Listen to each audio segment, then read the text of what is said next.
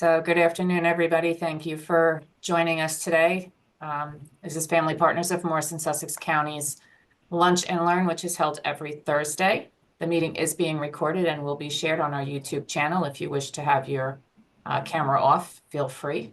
It's February 20th, 2025, and I am Rachel Helt. I'm the Executive Director for the organization. Today's Lunch and Learn is Just the Facts, New Jersey, what parents and caregivers need to know about cannabis, brought to you by Ashley Geck and Caitlin Decker with Center for Prevention and Counseling. So with that, I'm going to hand it over to you ladies, and you can open it up for Q&A at any time. And if anybody has any questions, you can always pop them in the chat, and they will answer your questions.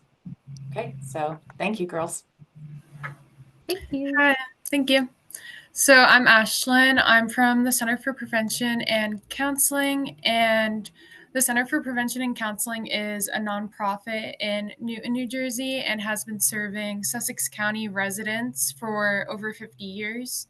We focus on prevention, counseling, and recovery from substance use disorder. So our prevention team goes out into the community and schools to provide prevention programming and presentations to promote making healthy decisions when it comes to substances. Our counseling pillar provides early intervention and outpatient services for adolescents, as well as outpatient services for adults with substance use disorder. And then our recovery pillar, we support people with substance use disorders and meet them where they are at their recovery journey. So today we'll be presenting Just Facts New Jersey, Cannabis and Youth. So we'll be talking about marijuana and the impact that it has on the body, safety guidelines for marijuana in the home, and the importance of setting up rules and boundaries with youth regarding substance use. So you can go to the next slide. So today we're going to be talking about what is marijuana. So it refers to the dried leaves, flowers, stems, and seeds of the cannabis plant. So it is a plant, but it's a mind-altering drug. And there are a lot of different parts to the marijuana plant. But today we'll be talking about THC, which is one part of the marijuana plant. And this part produces the psychoactive high effect. And then we also have another part of the plant, which is CBD, which is non-impairing. So this means that it doesn't cause a high. And marijuana can be used in many different ways. It can be smoked, vaped, mixed into foods, and inhaled from oil and wax of the cannabis plant. And we'll be talking more about this in later slides. And nearly 1 in 5 Americans reported using marijuana at least once in 2021. Next slide. So there's a lot of different terms when it comes to marijuana, but marijuana and cannabis are the same thing. For today's presentation, we'll just be using the term marijuana. And then there's a lot of different slang terms that you might hear youth using, such as weed, zaza, bud, nug, tree, whack, shatter, pen, cart. So just to be aware, you might hear youth using these slang terms. Next slide. So since 2011, the Center for Prevention and Counseling has been serving Sussex County students from grades 6 through 12. And we surveyed in 2024 around 2,800 students from 9 different Sussex County school districts. And in 2024, we found that 5.1% of 6th through 12th graders combined reported past 30-day use of marijuana. And then the highest percentage of past 30-day use was among 12th graders at 13.2%. This did go down compared to in 2022, it was at 14.8%. So we know that this tells us that while teens might think that their peers are using marijuana, most teens are actually not using marijuana. Next slide. So now that we looked at local data, we're going to look at state data. So this is from the New Jersey Student Health Survey in 2021, and it shows that 80% do not use marijuana. And also, we know that most teens aren't using other substances as well. Next slide. So now that we've looked at local and state data, we're going to look at some national statistics. So this is from a survey called the Monitoring the Future survey, and it looks at substance use for adolescents. So 43% of young adults reported past year marijuana use in 2022. And 31% of 12th graders reported using marijuana in the past 12 months. And it's important to note that the college age use reached a historic high in 2021, with 44% reporting past year use. And then in 2021, we saw an estimated 5% of people developed a cannabis use disorder in the past 12 months. And we'll be talking more about cannabis use disorder in a few slides. Next slide. So the reason why marijuana is so concerning is because today's marijuana is a lot stronger. So the THC percentage has risen dramatically over the years. And just remembering that THC is the psychoactive part of the plant that produces that high. So before 1990s, the THC percentage was less than 2%. And then during the 1990s, it increased to about 4%. And now currently we're seeing that the THC percentage is dramatically increased. So the cannabis flower is about 30% THC, and the concentrates can go up to 95% THC. So this is why it's so much more concerning, because the weed is a lot stronger. Next slide. So in terms of why this is concerning, kind of what Ashlyn said, is that the products that a lot of times youth tend to gravitate towards in terms of cannabis products are the ones that tend to have higher THC levels. So, THC can harm the adolescent brain in terms of its development and have long-term consequences. And we're kind of going to go into that in a little bit in this slide. So the age that the brain fully develops is around 25, 26. It's always interesting too to hear the age that you think the brain fully develops too. And the way that I like to think about the teenage brain is that the adolescent brain is in this rapid phase of development, which is really great. I think of it like a sponge. So youth are able to absorb a lot of new information. They're able to pick up new skills. They're able to adapt and grow based on their environment, which is all really great things. And because of that too, it means it's more vulnerable at this stage of development. So the prefrontal cortex, which is right here in the front of your brain, is the area that is one of the last areas to develop for adolescents. So that area of the brain is responsible for decision-making, impulse control, assessing different situations. So if you add a substance into this phase of development, that's going to impact an adolescent brain. And one of the things is that it can lead to a higher likelihood of becoming addicted to a substance. And really what THC does is that it disrupts the brain's natural balance and it can impact its structure and function.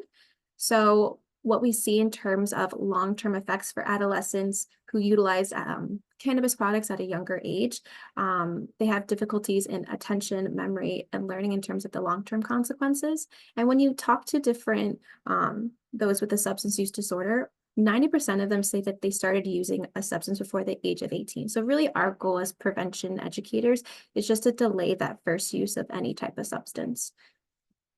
Now I'll head to the next slide.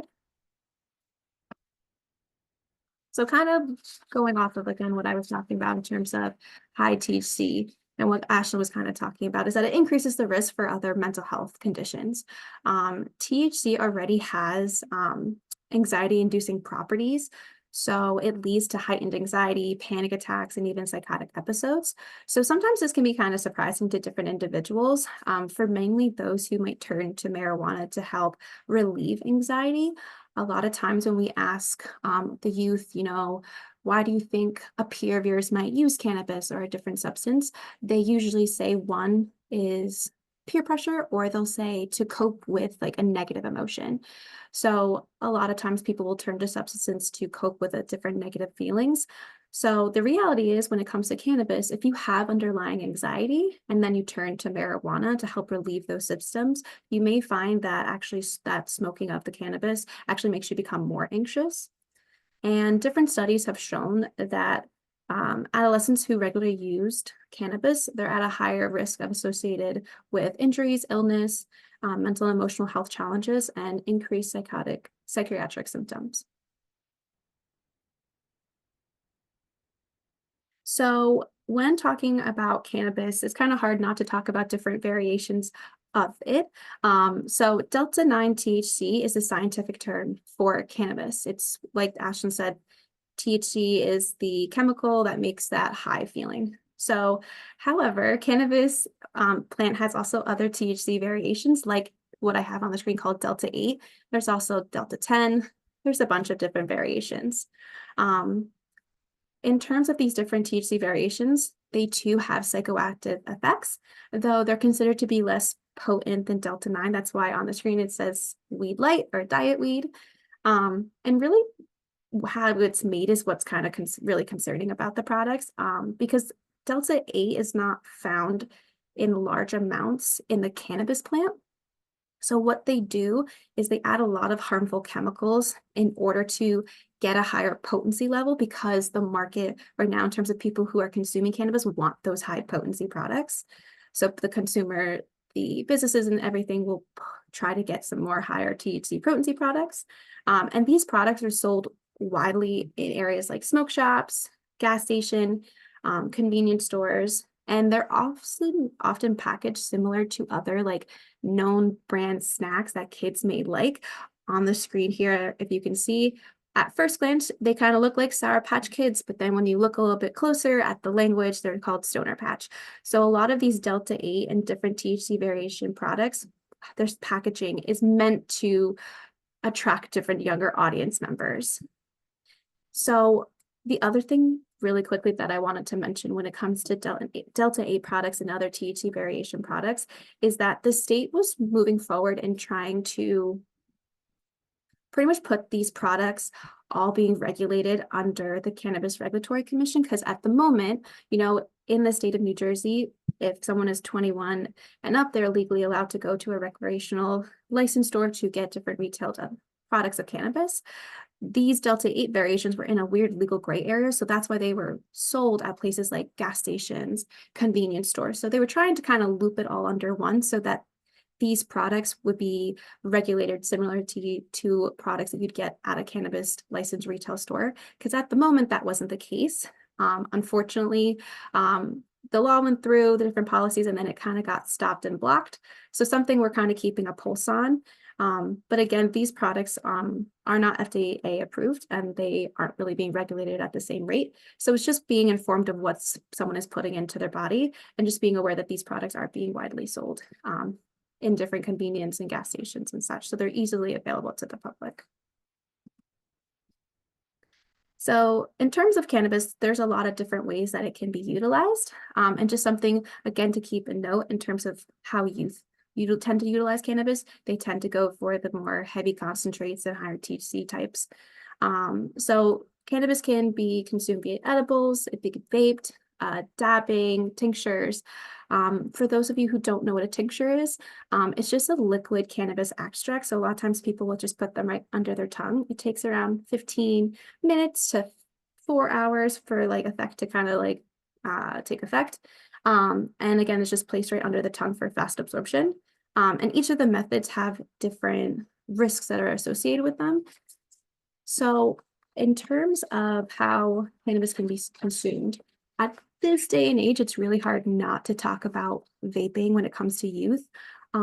It's become a very popular among our youth and how they consume marijuana, mainly because of the fact that youth gravitate towards anything that's electronic, right? We're in a very electronic type of society.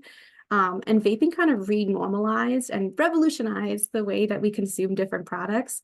So I think Ashlyn kind of mentioned different terminology. So if you're around youth a lot, being aware of what they're calling vaping marijuana is really just important. A lot of times, if youth are saying the words cart or pen, they're referring to a marijuana vape. If they say vape or nic, they're they are referring to a nicotine vape. The reason why I mention it is just because it's really hard to differentiate between a nicotine vape and a marijuana vape. A lot of times when you look at the companies that make these products, who make stuff in terms of marijuana vapes and nicotine vapes, the only difference is like a marijuana leaf at the very bottom, like right-hand corner. So also the way that vapes work in terms of how they deliver the cannabis is that they heat the concentrated oil or wax and make it into an aerosol, not a vapor. A lot of times kids think vaping is a vapor, which the name of it is misleading to begin with. It's not, it's an aerosol. So an aerosol is like similar to like a hairspray. It actually reaches deeper into the lungs than water vapor. So again, something to be concerned about. And the vape, if someone is consuming marijuana through a vape, it reaches the brain in about 5 to 10 seconds and can last between 30 minutes to several hours. Again, when it comes to vapes, these are those highly concentrated products of THC. So these are things that kids are trying gravitating towards. It's at 95% THC level possibility. And when you have higher concentrations of THC, that leads to stronger psychoactive effects and symptoms. So that goes into the health risk. I kind of mentioned it before. Smoking or vaping harms the respiratory system, right? And an aerosol goes deeper into the lungs. The other thing is peer-to-peer sharing of vapes. A lot with that comes the fact that people can spread different illnesses like colds, mono, herpes, different things like that. And then accidental ingestion. A lot of times, like I said, the vapes look very similar to each other. So if a kid is peer-to-peer sharing a vape, they might not know if that has nicotine or marijuana in it, just in terms of the way that they look so similar. The other form that tends to be what you've gravitated toward are edibles. Edibles are just food or drink infused with THC, and these have delayed effects. So they can take more than an hour or so to kick in, which often leads to overconsumption, which we have seen an increase in overconsumption rates of people having to go to the hospital just because they consume too much edibles because of the delayed effects. I actually have here a little chocolate bar. It has a little Delta 8 on it. So this is a Delta 8 THC chocolate bar. But when I first looked at it, it took me a really long time to find the directions on here. You're supposed to only eat 1/8 of this chocolate bar.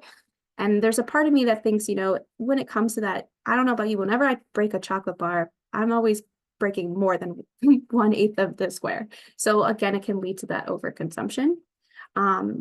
And also sometimes people will lead to overconsumption just because they're not thinking that it's taking effect. And I kind of talked about how this also leads to a risk to accidental ingestion too. Edibles look like regular day food. You can see on the bottom, there's all different types of edible versions of food, brownies, gummies. They all look like regular day food and come in very packaging that, again, is kind of hard to differentiate between if it's marijuana or it's just a regular snack. So a lot of times when it comes to accidental ingestions, we've also seen increased hospitalization rate for like younger kids or even pets, just because a lot of like younger kids just do that hand to mouth, seeing the world, feeling the world, again, just leading to that accidental ingestion. And when it comes to edibles with youth, it really appeals to them because it's more discreet, right? A lot of schools nowadays have vape detectors in the bathrooms to try to decrease the amount of vaping that is happening within with our youth. So we're seeing teens kind of gravitate towards edibles more, mainly for the fact that it's extremely discreet. There's no smell. It looks like regular day food, so it's not going to draw attention. And the last thing that I wanted to say about edibles is that there's also this misconception that the smaller the edible, the less THC that's in it, and that's not the case. Just because the size of the edible is small doesn't mean that there's less THC in it. So on our screen, I have a little fun test to see. Pretty much on here says, can you spot the Delta 9 THC product? The whole idea is that these products look like regular day snacks. They have colorful packaging. They want to entice people to come and to buy them. These are all different products from Sussex County dispensaries here that I just pulled off their website. Personally, when I first took a look at them, first glance, I wouldn't think that they were a marijuana infused edible. when you take a deeper look, you might be able to pull out some different things. But again, it's again going back to the idea that a lot of these packagings, they're looking enticing and gravitating towards younger audience members with the colors and the logos and everything. So the last thing I wanted to talk about before I turn it back over to Ashlyn is the safe storage of cannabis. I talked about how, the legal age in New Jersey to buy recreational cannabis is 21 and up. So just like any other legal substance in the state, if it's going to be in the home, just make sure that it's stored properly, just like any other legal substance. And just making sure we're taking those important steps to reduce any accidental ingestions of a marijuana product by kids, pets, other people who are coming to your home. So the first thing we could really do is lock it up. So if edibles are going to be in the home, making sure that they're stored in a locked box. You can get them at a lot of different bigger chain stores. That way, again, people don't have access to them. That shouldn't. The next thing is just keeping them out of reach, right? We want to put them somewhere up high on a shelf that younger hands can't get pried and get into it. And then keep it out of sight, right? We want to avoid leaving marijuana products open on like the counter, easily accessible spots. Just to lower that chance of accidental exposure to cannabis products by those who shouldn't be ingesting them. All right, Ashlyn, back over to you.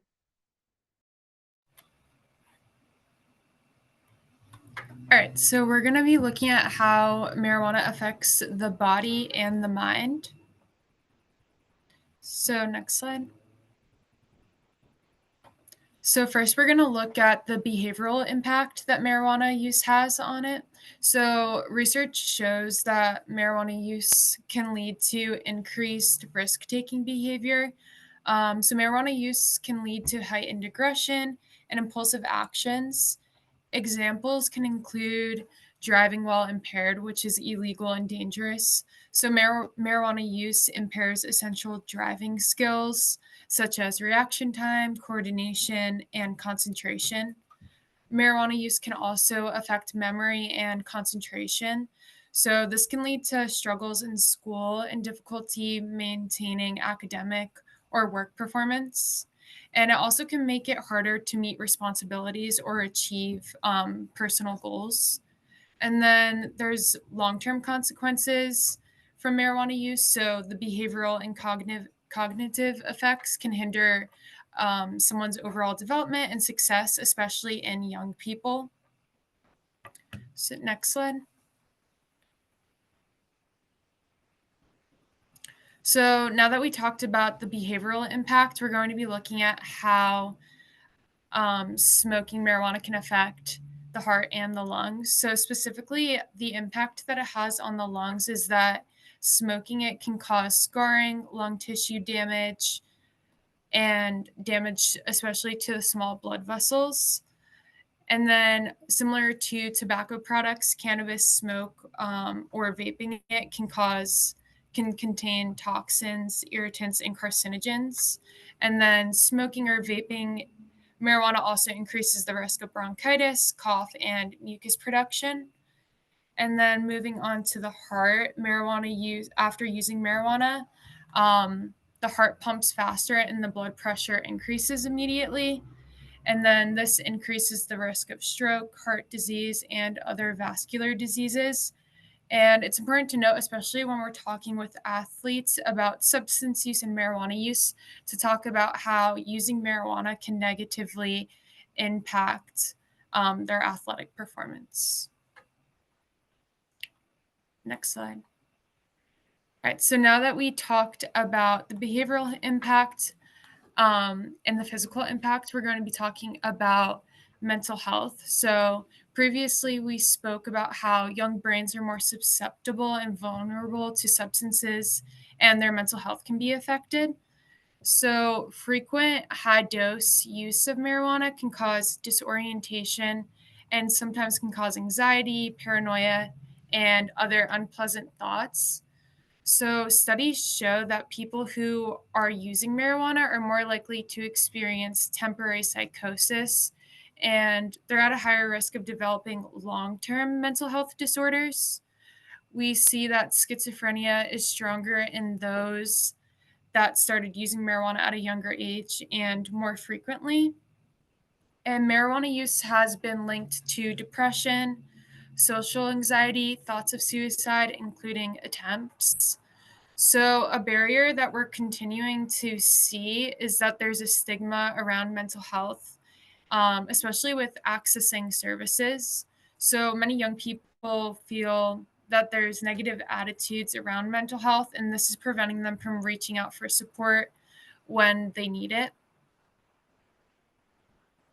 Next slide.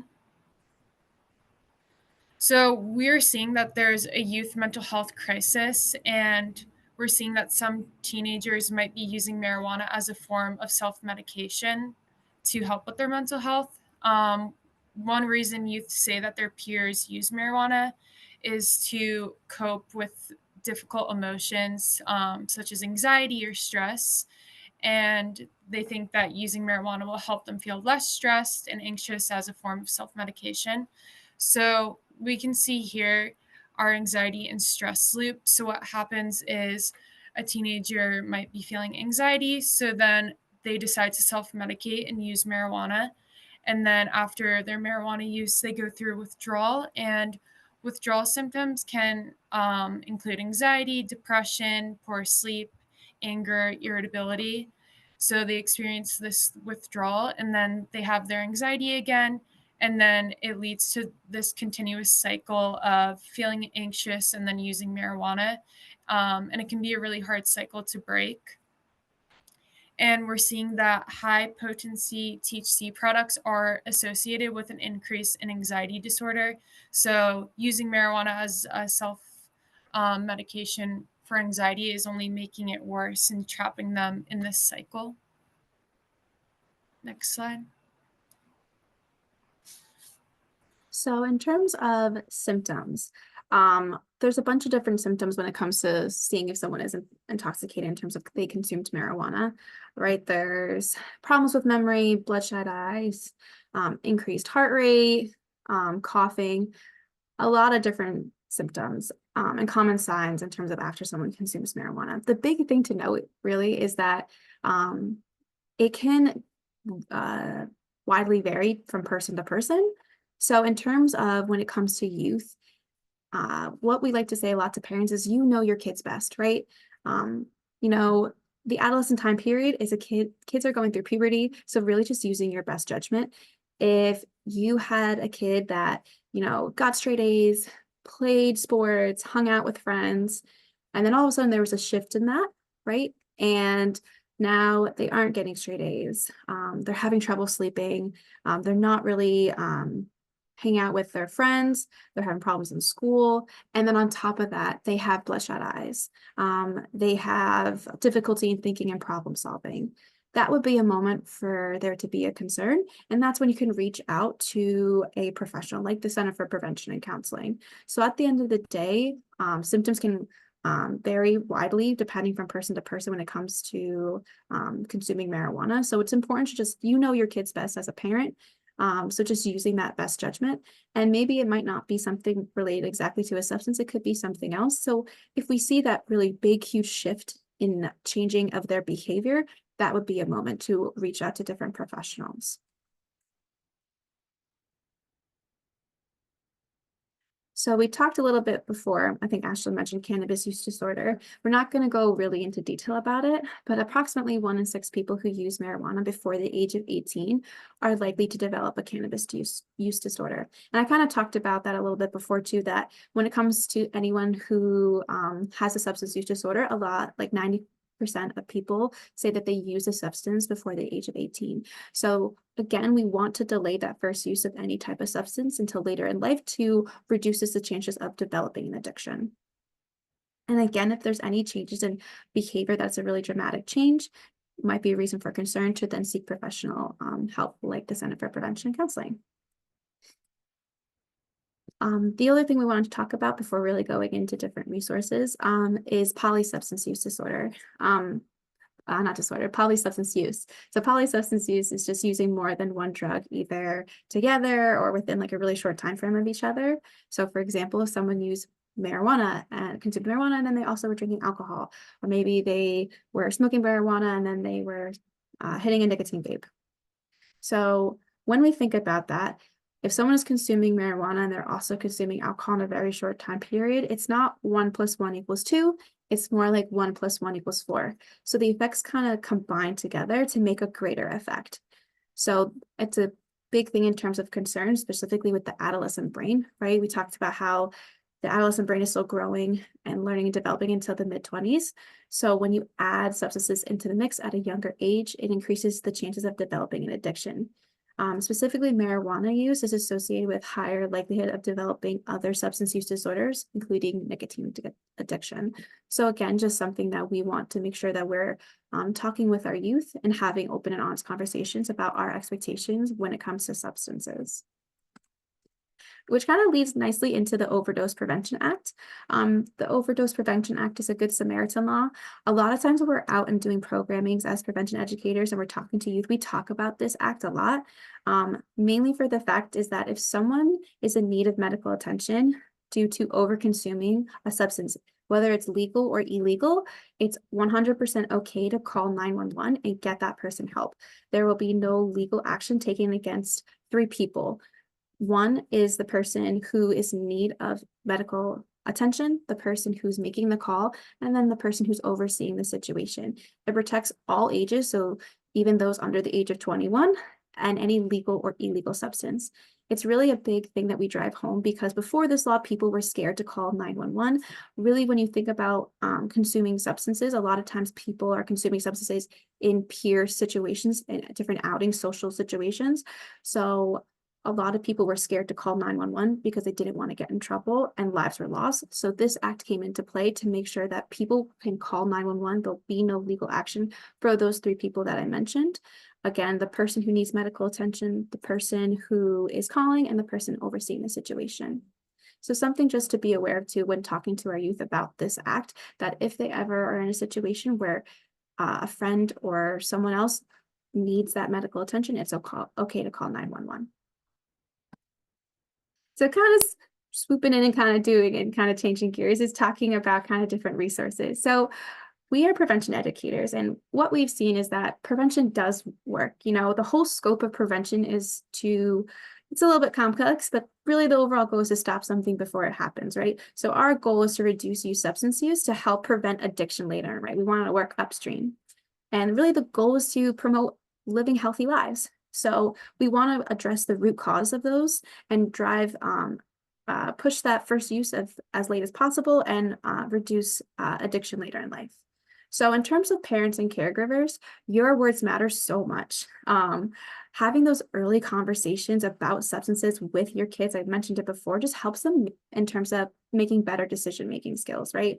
And having those open and honest conversations will promote them to come and talk to you if they're having different situations where maybe they're in different social situations that they're not sure how to respond. You can help provide them with those different refusal skills.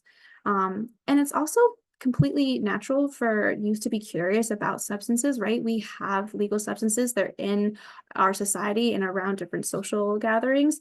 So it's okay for them to be naturally curious. So being aware of that and have yourself ready to answer those different questions and having what you expect from your youth prepared can really help with you having those conversations.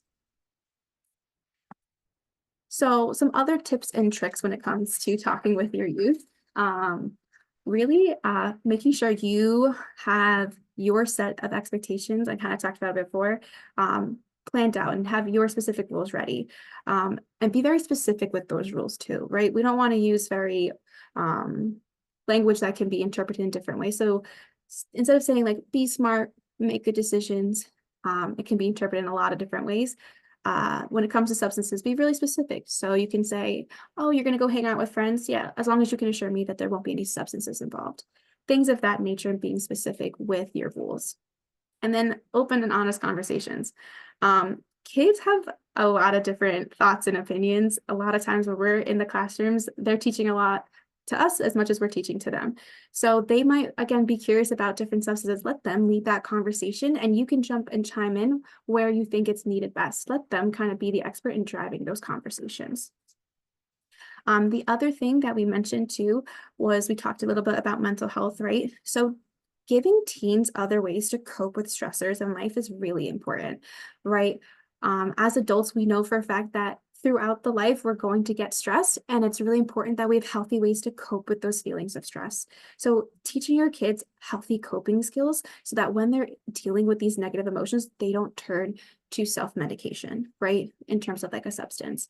So whether that be exercising, reading, listening to music, everyone has different coping skills that works for them. So kind of helping your youth identify them and even modeling those behaviors too is really important in showcasing how they can do that in their day-to-day. The other thing too is just getting to know your kids' friends, right? We talked about peer-to-peer influence is another big thing when it comes to why you say a peer might utilize a substance. So also talking to them about what a healthy friendship looks like, what those relationships should be, and getting to ask different questions about their different friendships, right? Because having healthy relationships is just as important in terms of going throughout life. And the last thing I just wanted to mention was I kind of talked about it before, like talking early, talking often. With these conversations, they can kind of feel like a really big thing, right? Talking about substances and your rules and your guidelines and different stuff. But if you kind of break these conversations up into little bite-sized pieces where you talk about it often enough, they don't feel like such a big conversation, right? So as you're driving your kid to work, talking about, your expectations or having these open conversations about substances and what they know about them and kind of putting them throughout, their day-to-day lives, it doesn't feel like such a big conversation. And that will also promote kids to be more open and honest with you by just taking away that pressure of this conversation, right? So it feels a little bit less intimidating. The last thing I wanted to leave you with is some other resources and different talking guides. Cannabis Conversations is an amazing site. It's one of my favorite. It pretty much breaks down, has different toolkits for talking to kids at different ages. So a conversation about substances is going to look a lot different for someone in 5th grade versus someone who is in high school. So they break it down by age group and have different talking points to kind of help you with talking with your youth. The other thing is Connect, Guide, Empower, which is out of New Jersey Prevention Network, which is on the left. They not only have talking guides about marijuana, but also I want to say a bunch of different substances like alcohol, vaping. So it kind of gives you a variety of different things that you can kind of take and pull out of different talking toolkits. They're a great website and really easy to use.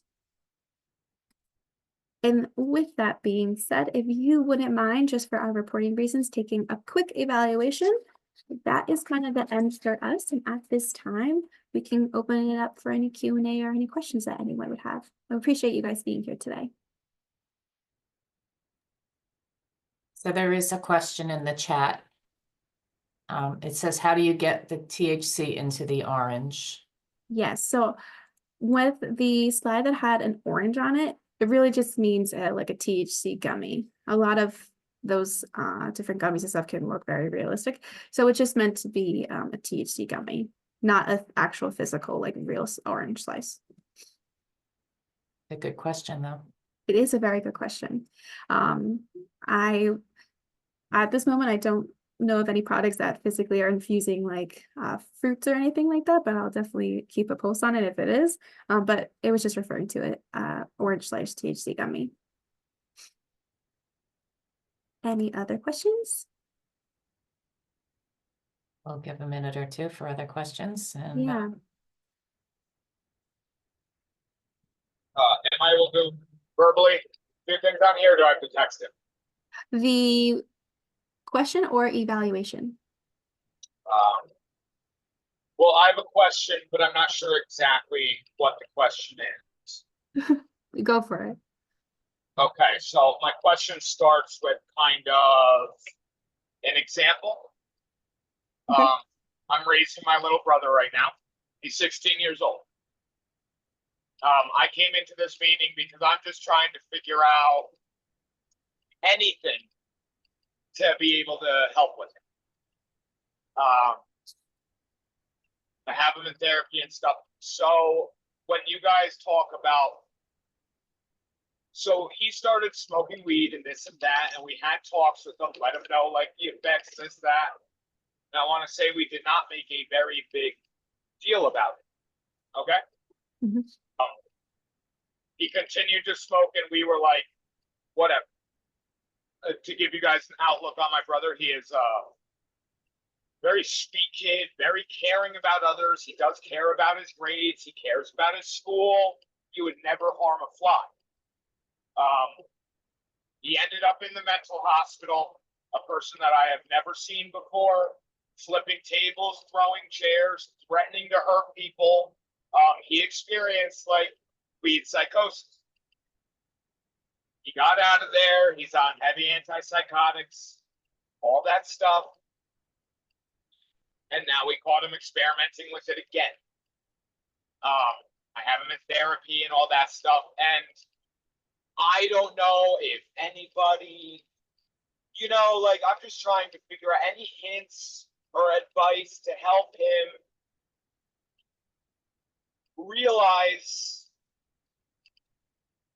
the harm that he is doing and can be doing to himself. I don't know if that makes, if you understand where I'm coming from. I do, and I appreciate you being so open and honest about the situation. Here at the center, we do offer different adolescent inpatient and outpatient services. So if you want to reach out to our agency about anything in terms of like counseling services and stuff, they kind of are able to kind of look through and do different intake forms. I don't know specific questions that they ask, but they're able to kind of refer people to different resources if we can't take them in ourselves. The other thing I suggest is I mentioned some other resources. I don't know if you're on your phone. He has through you guys right now. He gets therapy every like a once a week. You guys might know him. His name's Jim. He comes out. He's an awesome guy. He comes out once a week and brings them out to lunch and talks with them and stuff like that. You know. But you got counseling programs. One of my big fears with because he had asked me about outpatient, like, because he said he can't stop craving stuff, and he's at the point that he doesn't care if it's nicotine vapes, if it's weed. He's verbalized he is now doing just about anything to get some sort of buzz. You know what I mean? Yeah. So I feel like definitely working within, like you're saying, he's doing different counseling services. I know there's a lot of also different resources in the county. On the different toolkits that I mentioned, different talking guides, it talks about some different things when it comes to language. I know the Cannabis Conversations toolkit does that. Like if a youth talks about that they have used before and kind of navigating that conversation, if you want to take a look at that. But I know also like if you're working within the different counseling services is kind of the one thing that we have here at the center. But I think that could be a really good help in just terms of talking and navigating those different conversations. But if he's in different counseling services, it's a really great step in terms of kind of working through the different aspects of what he's navigating right now, it sounds like. And okay, and I have one more question, and it's more like, I don't know if this is opinion based or not. So he's asked to go into like an outpatient program so he can talk to other kids that have substance use issues, which is either one of two things. It's either he's trying to find someone else that uses them, or he really is just trying to get other viewpoints to understand, you know? Yeah. It's my worry if I go down that route is I feel about him talking with other kids that are doing harder stuff possibly, and I don't want him on that. So, you know. You also mentioned nicotine, right? You mentioned nicotine as well. Yes, he's smoking vapes, and I was gonna say the state of New Jersey, there's a vaping like text chain that youth can sign up for, that they kind of are able to be connected with another youth. It's like a peer text program. It's through the state and through the Truth Initiative. It's a really great opportunity. It's for free. They will just kind of like be able to connect with somebody who they themselves is someone who is in recovery when it comes to vaping and nicotine addiction. It's a really great opportunity. I don't have the number right off the top of my head at the moment. Tanya Elise, just put it in the chat. you did. I was gonna say Tanya or Elise. We have some other colleagues on the who joined the presentation, and they put it in. It's Vape Free New Jersey. It's 88709. It's just a free text message system that it's specifically for youth, led by youth. So it's a great way to kind of connect and just be able to hear people in terms of similar struggles, and kind of work with people where they're at. It's just a really great thing. Also, at least put in the New Jersey Quit line, also provides vaping cessation for those under 18 as well. If you want, I can, my email is, I don't think we put it up, but if you want to reach out to myself or also any of the colleagues that are on the line, if you want to put your email into that they can reach out to for other resources, we can kind of connect you with some other of those things too. Okay, I'll throw my email in there.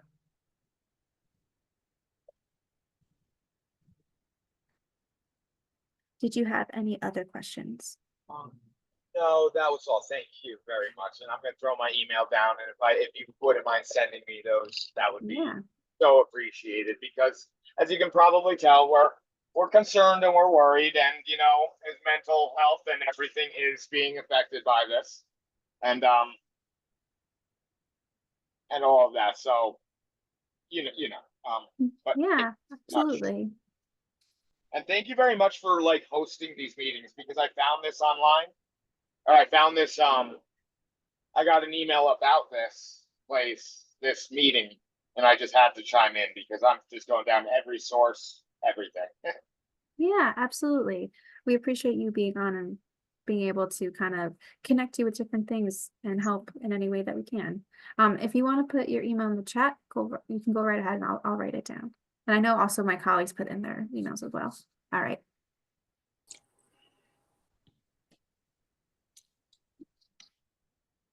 Does anyone else have any other questions? Or any of my colleagues, if they have any other thoughts that they wanted to chime in about the questions that were asked, if you have any other resources too, you can feel free to. I have a comment. Can you hear me? Yes, go ahead, Dara. Just because my son, and I'm very concerned, he also was smoking marijuana and I think self-medicating a little bit, but had it affected his mental health very negatively and had psychosis. And what I'm hearing is the weed marijuana today is not like it was years ago when I was young. It really can cause these types of things. And I think we're kind of in a crisis. But when I even talked to my son about it, he said everybody does it. Every weekend, it's all over, it's legal, it's, and when they're in their environment, what also the problem is, it's him to stay home every weekend or go out with friends, but all these high school kids are doing it every weekend. And that's one of the biggest problems. And it's also, I think, causing a lot of mental health issues depending upon the person. But so I just wanted to make a comment. And for the person who spoke, you're not alone. It really is a crisis and very difficult because they're young and they don't get what the repercussions are. Yeah. And I think like that's what I really like about the talking toolkits, because they'll talk about different things. Like some kids will mention, well, it's legal now, or everybody's doing it. And honestly, we do a survey, a Sussex County student-wide survey.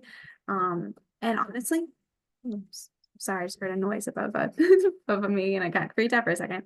That when it comes to utilizing substances, a lot of times you think a lot of people are doing it.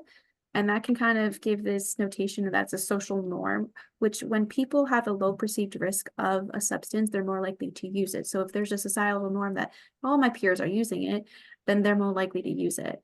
So what we've seen actually in terms of our collecting of data, we surveyed around like 3,000 Sussex County youth students between the ages of 6th grade to 12th grade. And a lot of them report that they don't utilize substances. So I think a big thing too is using that conversation as a point too, that most youth tend to not be using things.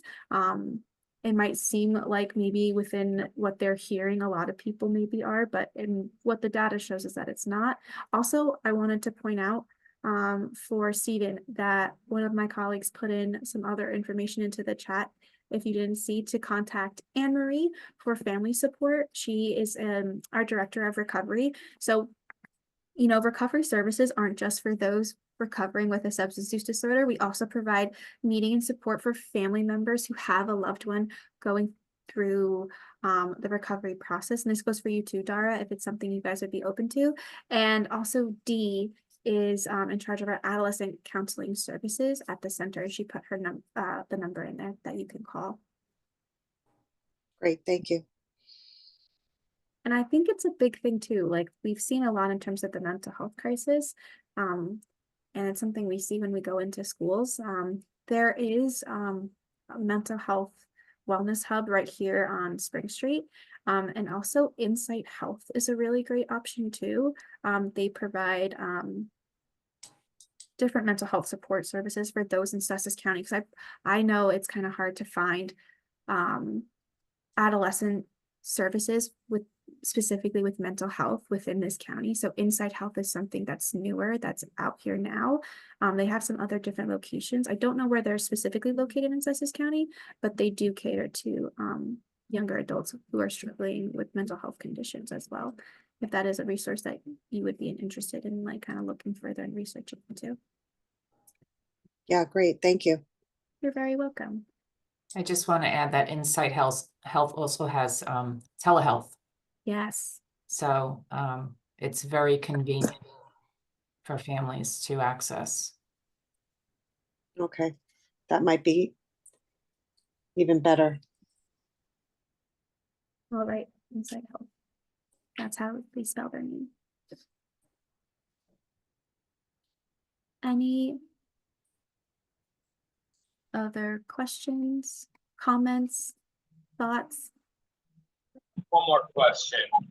So they're smoking these weed vapes, and she had just said that, like, you know, and I think it's true. You know, weed is not exactly the same as it was. Yeah. Like, I used to smoke weed when I was younger, to be honest, and it we just had the flower. Big concern I'm having is they have all these other. It's like electronic. They have these vapes. They have this coming in juice forms. So I'm recognizing there's more than just the basic flower there. Now I feel like, you know, they're mixing it with other chemicals and stuff like that. I don't know what the question there would be, but I just wanted to point that out because there's no way that that stuff can be good mixing with the weed, you know? Yeah, and that's kind of the thing when it comes to with the whole kind of like the presentation, like, and the biggest concern we have is just like, one of the biggest thing is that weed back in the 60s, 70s, 80s, in terms of the flower content of it, was really low in THC. And a lot of times when it comes to when the reports came out of once marijuana was legalized for recreational use for those 21 and up, the accidental like over ingestion of marijuana products was really high in the older adult population, mainly thinking probably like, oh, I might have smoked something when I was younger, but the weed landscape has completely changed in just how high the THC products are nowadays. And youth tend to gravitate towards more those heavier concentrate THC levels, which are vapes, those electronic vapes. And I know personally, I don't know specifically in terms of marijuana, but I've seen a lot of nicotine vapes that the way that they have revolutionized the game when it comes to keeping people also like attached to their vape. They've added like, you can have different gaming like Tetris, and you can have a clock on different like vapes that looks almost like an Apple Watch in a sense. So a lot of youth tend to gravitate towards those electronic devices.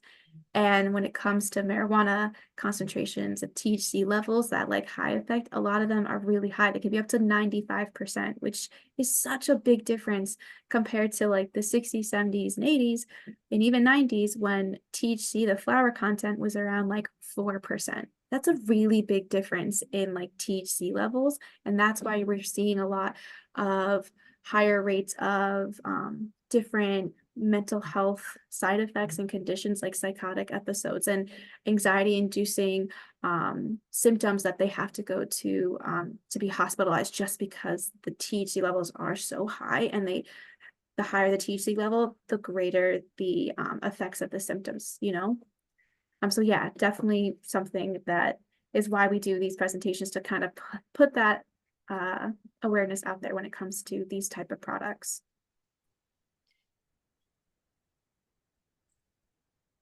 I believe that. But I was a cigarette smoker and I switched over to the weed vapes to get off of cigarettes, thinking I'll smoke some weed vape, I'll get off cigarettes, and then I'll quit the weed vape. And now or not the weed vape, God, I keep saying weed vape. The nicotine vape. I got off cigarettes with the nicotine vape thinking that, now I can't get off the nicotine myself. So Yeah, and I believe that.